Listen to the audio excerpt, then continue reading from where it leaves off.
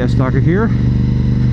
So another MotoGP race, more surprises, and a new winner.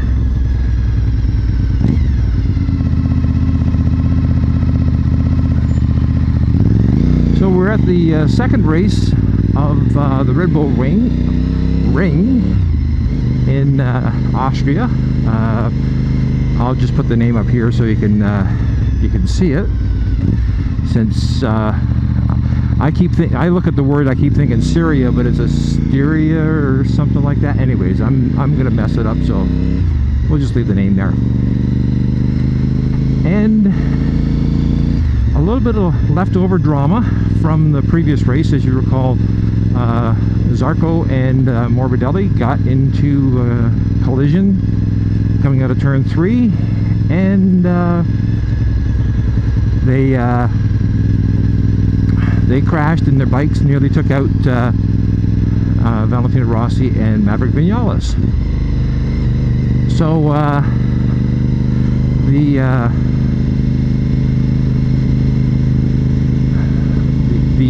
riders safety committee, or whatever they call it, if I don't have it wrong, I'll put the name up,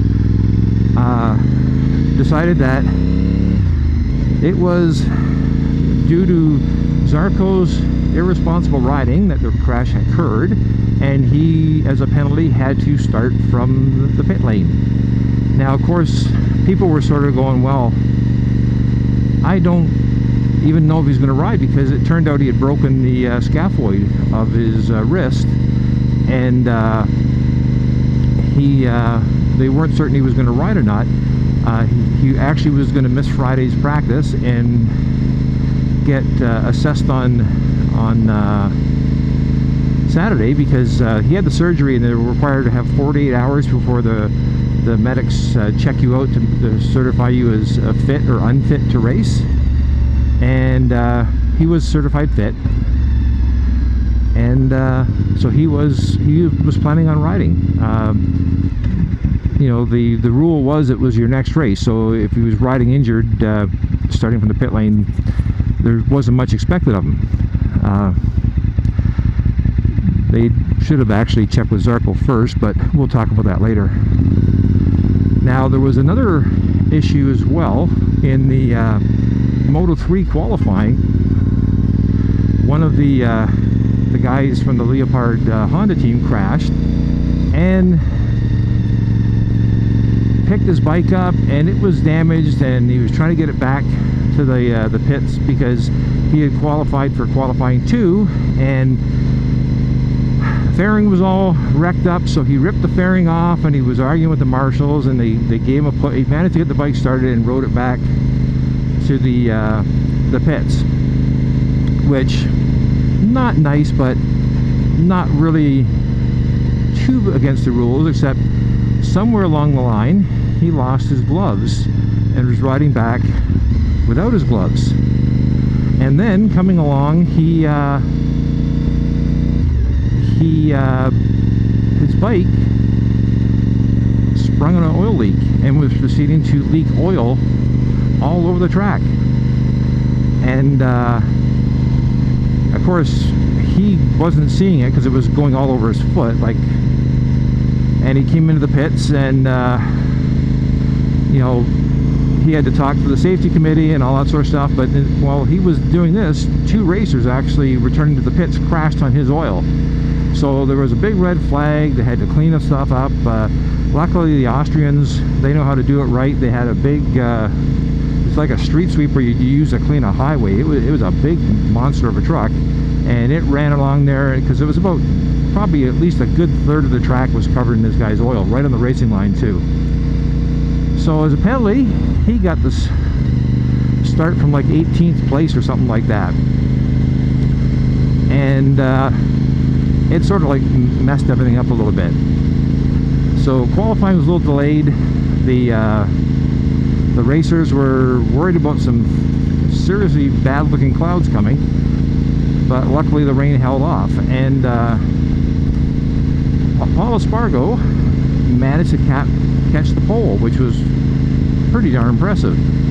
And surprisingly, Jack Miller was also on the pole, or sorry, on the front row, and Zarco was on the front row. So it was for a guy with a broken scaphoid who had his surgery done basically 3 days before, and this is also the first time Zarco ever rode injured, so that was, you know, quite impressive as well.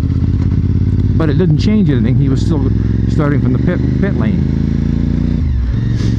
So what happened was Zarco in the pit lane, Joan Mir, who was fourth, got moved up to the front row, which became his first front row start of the race of MotoGP. So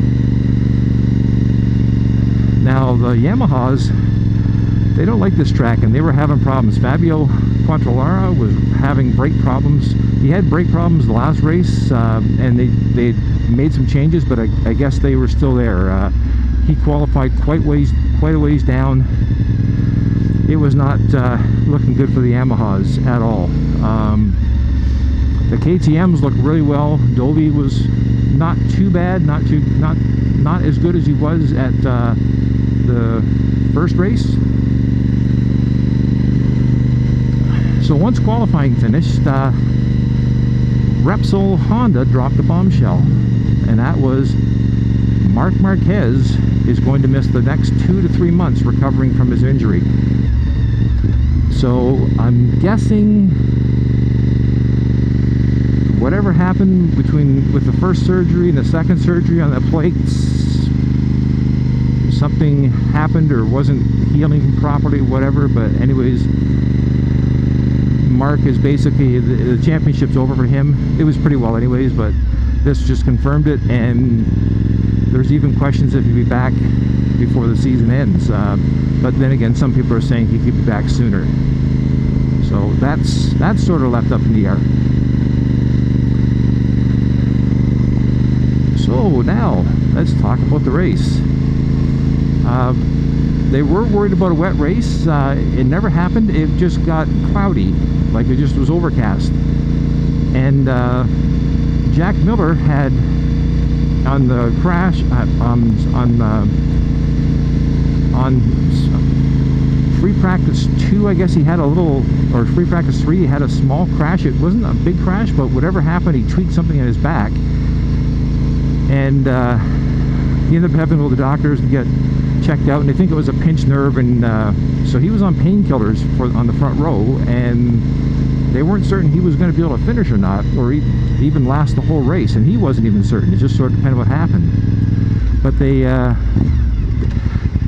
dropped the flag, and everyone takes off. Zarco, just for the record, was 8 seconds behind because he started in the pit lane, and Joan Mir eventually got in the lead, and he was checking out. He was going. He was in a league all by himself. Jack Miller was fighting to stay with him. Paul Espargo it just wasn't working. The bike wasn't working very well. Fabio was just dropping further and further behind. Maverick wasn't doing well. Rossi was actually the best of all the Yamahas. And the interesting thing was that just like the last race, they ended up having a red flag, but this time it was because Maverick Vinales had a brake failure, and it was at one of the fastest sections of the track, and he had no brakes. You could tell like he was trying to pump the lever, but the bike wasn't stopping, and when he got off the bike, it was at 214 kilometers an hour. Now luckily where he did it, it was a smooth set of asphalt, so it wasn't like he wasn't hitting any bumps and all that sort of stuff, and basically all he wrecked was his leathers, and absolutely completely destroyed his motorcycle. Like it was just wadded up, and it caught fire, and they had to get out of my way, squirrel. Jesus. So they had to red flag the race because they had to replace the air fence, which is one of the requirements for Grand Prix racing for safety. And Mir, who had been totally dominating, didn't have a set of spare tires. A lot of guys they tend to use up all their tires trying to get a good qualifying and saving one set for the race. That happened to Jack Miller last time. He had the wrong set of tires. That's one of the reasons why he finished on the podium, but he didn't win, was he didn't have the right tires. This time around, Jack actually saved a set of tires in case, like he called it, shenanigans. But Mir, he had a new rear tire to put on it, but he didn't have a front, so he was going out on a 18 lap old tire. And unfortunately, with the restart, it was like it wasn't going to happen. And Jack Miller was you know, he was really strong in the second part, which was a 12 lap race. And the interesting thing was Paul Espargo had put on a different set of tires, brand new of course, and he was right up Jack's tailpipe, and they were going at it. And the last couple laps, Paul got in front, and then he was trying to defend the thing, and a couple corners from the end, Jack Miller passed him back, and Jack was defending him. Paul was trying to get back, and they were dicing. And in the last corner, like a typical Marquez Dobie move on that track, they were both trying to protect and attack, and they both ran wide. And Miguel Oliveira, who races for the Tech 3 KTM team, it's a secondary factory KTM team, scooted by them and took the win. And that was Miguel's first ever MotoGP win. For the record, he was taken out with a crash with Pole a week before, and he's been hurt, and you know, he's had problems and whatnot, missed a lot of races. So it was absolutely awesome for another young rider to win a MotoGP race. And more importantly, this was, for 40 years, the Tech 3 team has been competing in MotoGP. 40 years, and this was the first time they've had one of the riders win a MotoGP, or back in the beginning of 500 Grand Prix race. So that was just absolutely spectacular, just truly amazing. Harishaw, that's wrong, I know his name's wrong. Best team manager out there. His interviews are like gold. If you want to hear some interviews from him, like, he's just awesome to listen to, and he's helped a lot of young riders into MotoGP and Moto2 as well. So he was just absolutely thrilled, and I don't think there's a single person in the paddock that wasn't super happy that Herb won that race. Herb's team won that race. So anyways, that was the end of the race, and now they're done for 2 weeks until they come back to Misano. So I'm going to get some fuel and do some more riding. DeathsStalker signing off.